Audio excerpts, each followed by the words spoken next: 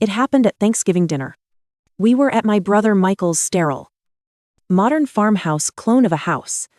My 16-year-old niece, Madison, was filming a TikTok, roasting my basic style. Her mother, Miss sister-in-law Stephanie, was egging her on. I had taken my grandfather's watch off and set it on the nightstand. Madison snatched it. Aunt Kayla. Seriously, is this thrift store junk? Before I could even answer, she dropped it onto the brand new quartz countertop. The sound of the crystal shattering was sharp and final. Oops, Madison said, her voice dripping with amusement.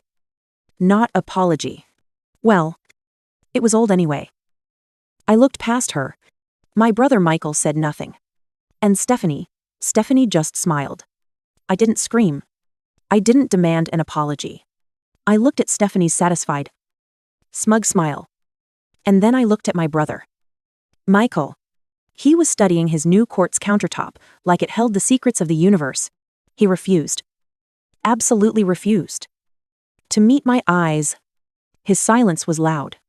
It was the only answer I ever got from him. And it was the only one I needed tonight. You guys clean that up, I said. My voice was even clinical. It didn't waver. I scooped the broken pieces of my grandfather's watch into my palm. The shattered crystal, the bent hands, the delicate mechanism now exposed. I closed my fist around them, the sharp edges digging into my skin. And I walked out the front door. I heard the nervous laughter start up again before the door even clicked shut. That familiar, hollow sound of relief when the problem me had finally left the room. The drive home was quiet. The anger I felt wasn't hot. It wasn't a wildfire. It was cold. It was the precise, still cold of a winter morning before the sun comes up. I didn't cry. I didn't even feel a sting of sadness. I felt balanced. For years, I had been an error in their equation. The poor aunt who dressed plainly. The family member who worked a boring tech job and just didn't get their lifestyle. Tonight, their actions hadn't broken me. They had simply corrected the math. This wasn't a betrayal. It was a balance sheet. I got home. I didn't make tea. I didn't pace the floor. I set mi desk. Opened my laptop. And the screen illuminated my face in the dark room. I went straight to a bookmarked private wealth management portal.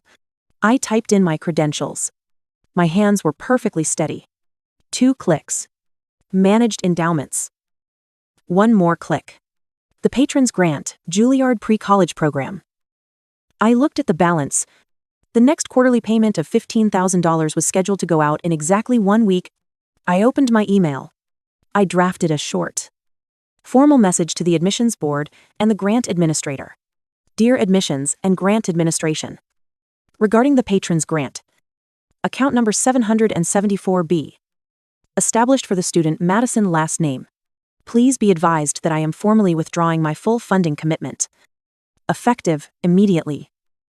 I paused. Then added 1 more line for absolute clarity. All future scheduled payments, including the upcoming quarterly disbursement, are to be canceled. This decision is final and non-negotiable. I reread it once. New emotion. No anger. Just facts. This wasn't revenge. It was accounting. I hit send. I closed the laptop.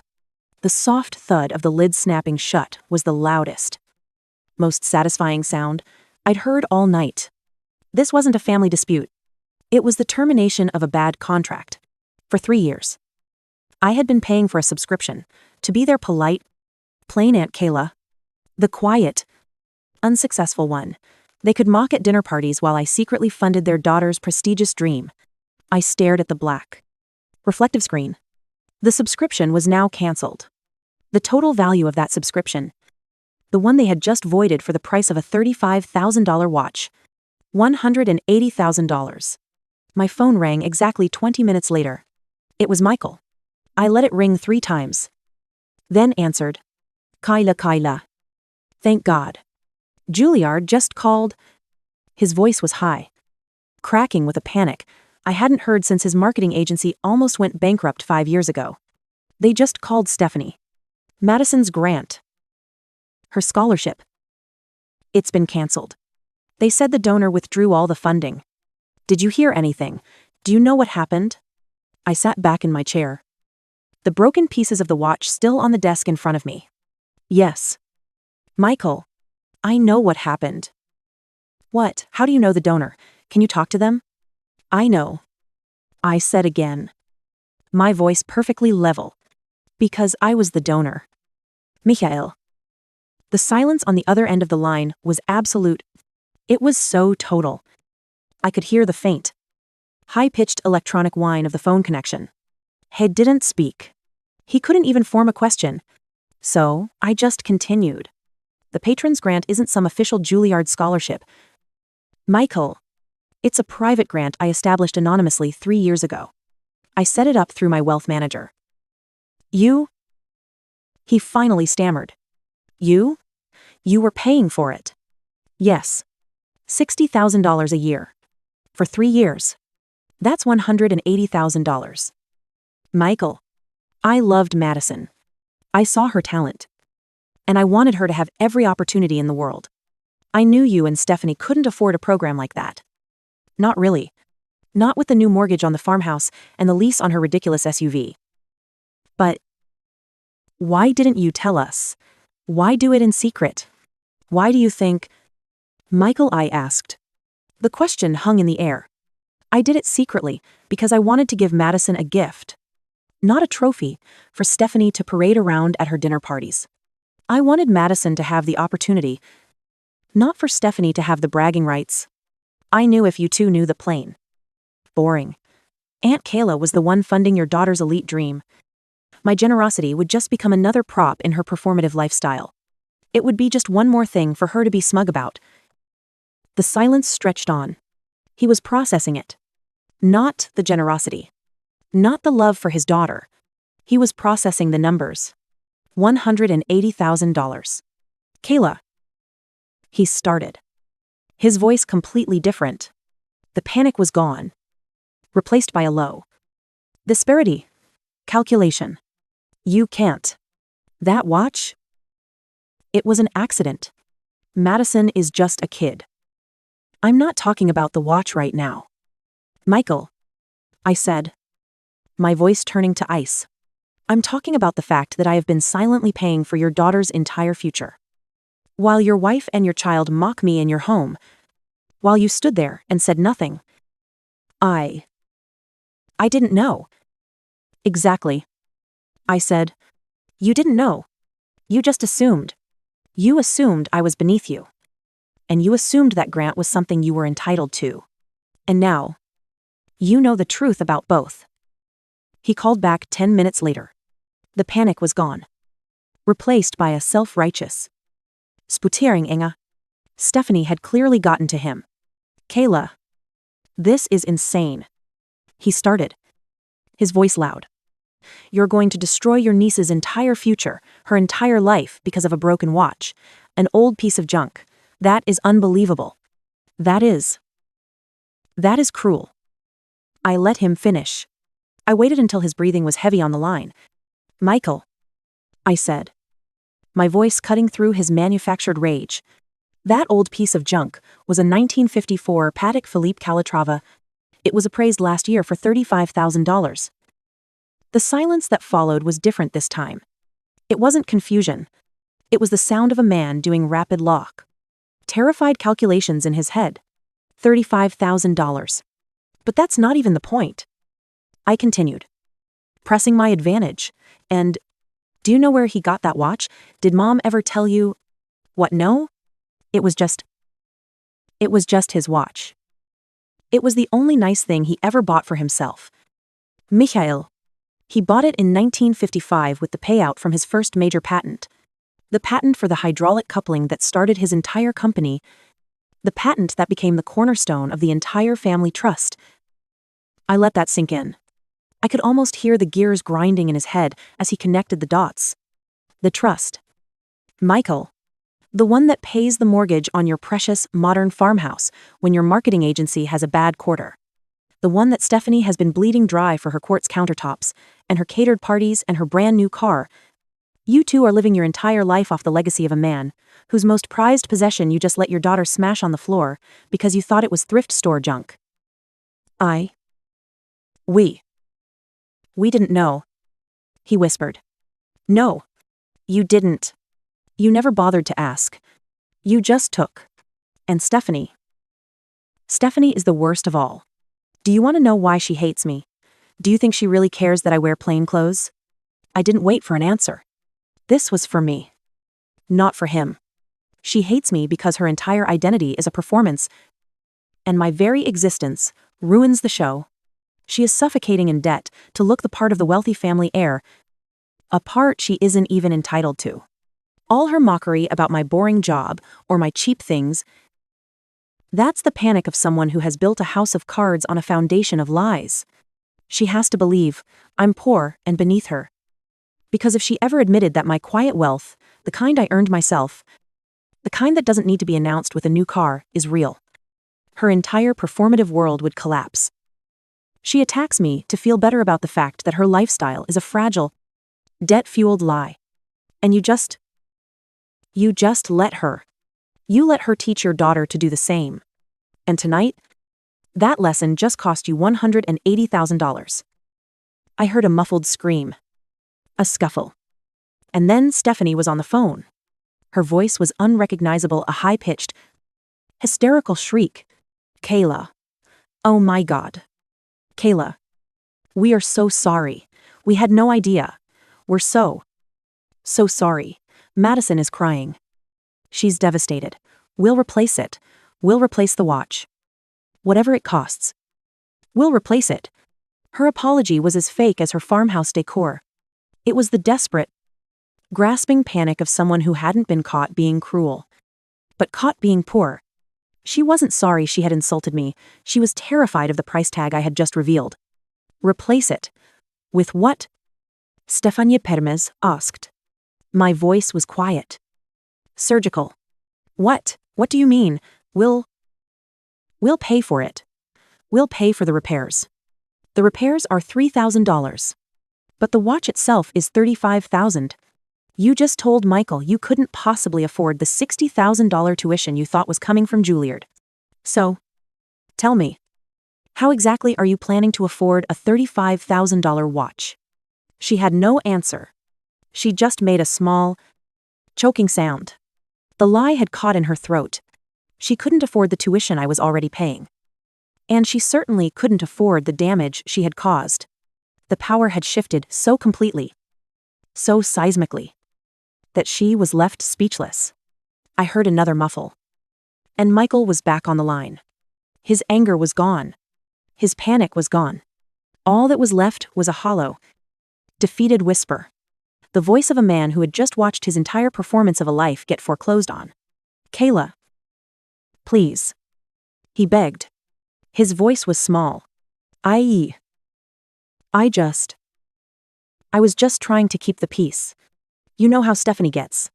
I just didn't want a fight at Thanksgiving. And there it was.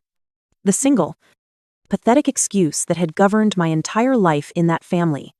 The excuse that had allowed every small cut, every harmless joke, every passive-aggressive jab to land without consequence. The excuse that had protected the abuser and punished the victim over and over again. Keep the peace, I said. The coldness in my voice was absolute. That's such a pretty, noble-sounding term for what you actually did, Michael. But keeping the peace is just a fancy phrase for enabling abuse. What? No. I didn't enable. Yes. You did. You need to understand this. Michael. So listen. Your silence was not a passive act. It wasn't the absence of action. Your silence was a choice. It was a loud, clear, deliberate action. Every single time Stephanie made a comment about my clothes, or my job, or my boring life, and you said nothing. You were making a choice. You were choosing her performance over my reality. You were siding with the bully to avoid becoming a target yourself. I took a breath. The words flowing with a clarity I had never felt before. You think you were keeping the peace. No. You were just sacrificing my peace to protect yourself. And you did it for so long. You taught your daughter how to do it. 2. You taught Madison that I was the family punching bag. You taught her that it was perfectly fine to be cruel to Aunt Kayla. Because Mom would smirk, and Dad wouldn't say a word. Your peacekeeping was complicity, Michael. And that complicity is what destroyed a $35,000 family heirloom. That complicity is what just cost your daughter a $180,000 education. You didn't just keep the peace. You actively co-signed her cruelty. You held the pen for her. This is the consequence of your actions, Michael. Not just hers. Not just Stephanie's friend. Yours. He was crying now. Soft. Pathetic. Gulping sobs. So, what do you want me to do? Kayla, he whispered. I want you to finally understand what your silence is worth. I said. It's worth exactly $60,000 a year. Goodbye. Michael. I hung up the phone. The next morning. My mother, Brenda, called. Her voice was strained. Attempting neutrality. The peacemaker, wading onto the battlefield after the war, was already lost. Kayla. Michael told me what happened. She started. Her voice heavy with obligatory disappointment. All of it. That you were secretly paying for Madison's schooling. That you cut it off. Yes. I did. Kayla. Honey. It's just so much. She's just a child. She's 16. Mom. Please don't. I said. My voice was gentle, but the edge in it was unmistakable. She's 16. She's old enough to know what cruelty is. She's old enough to film herself mocking a family member. She's old enough to parrot her mother's insults. And if you're old enough to be intentionally cruel, you're old enough to face the consequences. But to destroy her dream, isn't that just as cruel? Is it I invested $180,000 in her future? In return, her mother, and my brother treated me with contempt. She smashed a $35,000 heirloom because she was taught I was too plain and boring to matter. The consequences seem perfectly proportional to me. Mom, they just don't like who is delivering them. My mother sighed. That long-suffering sound that I had heard my entire life. The sound of her stepping back. The sound of her own peacekeeping. Michael says they can't afford it. Kayla. They'll have to pull her out. Then they'll have to make choices. Won't they? I said. Choices about second mortgages. And performative dinner parties. And whether they really need a brand new SUV every 2 years. They'll have to decide what actually matters. The grant is gone. The decision is final. I didn't hear from them for 2 days. I knew the deadline for the next Juilliard payment was Friday at 5 p.m. At 5:30. My phone buzzed. It was Michael. I didn't answer. He called again Saturday morning. I finally picked up. The silence on the line was heavy. Dead. She lost her spot. He said.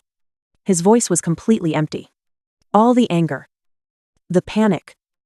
The indignation. It was all gone. Burned away. All that was left was ash. They gave it to the next person on the wait list an hour ago. 3 years. All that training. It's gone. I didn't say. I'm sorry. I didn't say. I told you so. I just waited. Are you satisfied now? He whispered. Are you happy? You won. You ruined a 16-year-old girl's life. You got your revenge. I thought about that for a moment. I looked at the broken watch on my desk. No. Mikhail. I'm not happy. I'm just sad. Sad, I'm sad. I repeated. My voice as empty as his. I'm sad that it came to this. I'm sad that for 3 years, you and Stephanie taught your daughter that I was worthless. That I was beneath you. You taught her that the plain aunt was a joke. And all that time. That entire time. I was the only person in your life quietly. With no expectation of thanks. Paying for your daughter's dreams. I'm sad that you enabled so much arrogance and disrespect that it finally cost you something you actually value. I'm sad that the only way you could finally see my worth was by seeing what my absence cost you." He didn't have an answer for that. He just hung up. The following week, I took the watch to a specialist. A quiet old man who worked out of a small, dusty shop downtown. He examined the shattered Patek Philippe for a long time, turning it over under his magnifying lamp. "The mechanism is badly damaged," he said. "Finally. The crystal is obviously gone. But the movement, the heart of it, it's still sound. It can be repaired." "How much?" I asked. He looked at me over his glasses. "This is not a repair. This is a restoration. It will be $3,000. And there will always be a small mark on the dial, near the 2. A faint scar. It will never be perfect again." "I understand," I said. "Please, do it." I paid the deposit and left. 3 weeks passed. The phone calls from Michael and Stephanie had stopped. The angry texts. The begging texts. All of it just stopped. The silence was heavy, but clean. Then, an email appeared in my inbox. The sender was Madison. I braced myself for another round of manipulation. Another, "I'm sorry you made me do this" apology. But it wasn't. It was short. And it was real. "Dear Aunt Kayla." It read, "I am sorry. I broke your grandfather's watch. I'm not sorry because it was expensive. I'm sorry because I was cruel. And I knew I was being cruel when I did it. I'm sorry I mocked your style. Mom says those things, but I chose to repeat them to be mean. I'm not in the Juilliard program anymore. I know that's my fault. I'm angry and I'm sad. But I understand it. I'm taking lessons at a local studio. It's not the same. But my teacher says I have potential. I just wanted to say I'm sorry for what I did, not for what I lost." I stared at the words for a long time. I saw the 16-year-old girl behind them, not the monster her parents had tried to create. I wrote back, "Thank you for your apology. Madison, I accept it. The grant will not be reinstated, but I'm glad to hear you are still playing. Keep practicing." I picked up the watch from my desk. The jeweler had called last week. It was back, ticking silently on my wrist. The new crystal was clear. But just as he'd promised, there it was. A tiny, faint scar on the face. Right near the 2. A permanent reminder of what had been broken. I realized then that sometimes letting go isn't an act of cruelty. It's a profound act of self-preservation. You cannot heal in the same environment that made you sick. My brother and his wife. They would never change. But Madison maybe. By removing the foundation they all took for granted, I had given her the one thing my money never could have a chance to face: the consequences of her own actions. And maybe, just maybe, build something real for herself. Cutting them off wasn't about punishing them. It was about, finally, for the first time in my life, stopping the punishment against myself.